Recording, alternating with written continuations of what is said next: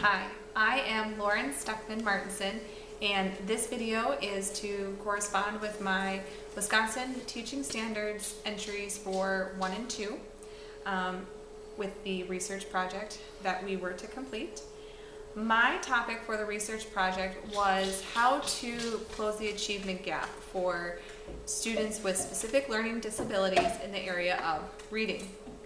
My research question was, what is the effect of an early exposure to vocabulary in the home have on reading and school readiness at the elementary school level for students later on?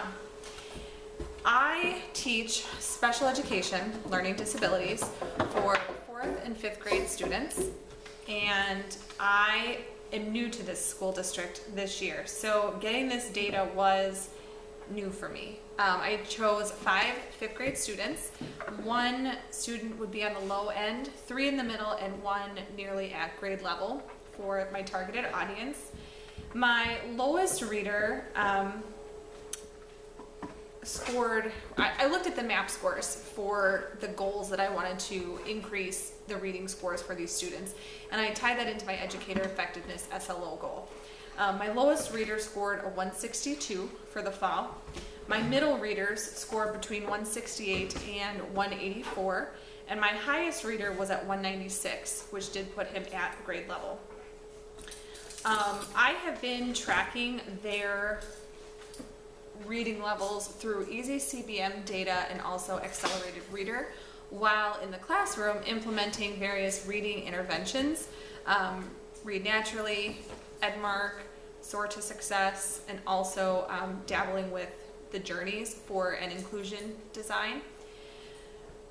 What I found with my research is that in order to close the achievement gap for these students, we actually were coming across a vocabulary gap.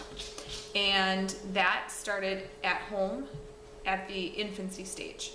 By the age of 24 months, students from families with lower socioeconomic status had far less exposure to vocabulary than their counterparts from higher socioeconomic status families, where the difference was actually a few thousand words by the time that they had entered into school age years.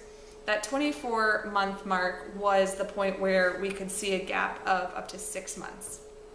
And that's very early for kids that are just learning about vocabulary and how to speak and interpret the language.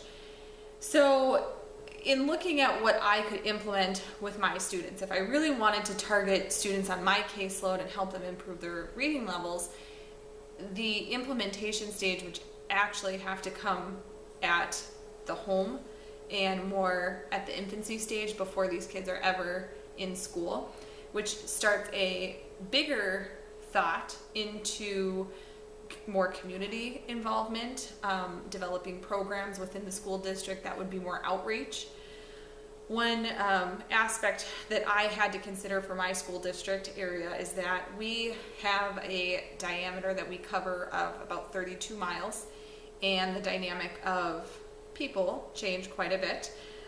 If we were going to do community outreach activities, we would need to correspond with some of the local tribes so that we could do combined efforts for increasing Read With Me programs in the home and educating families throughout our district on the importance of having age-appropriate interactive vocabulary activities inside the home.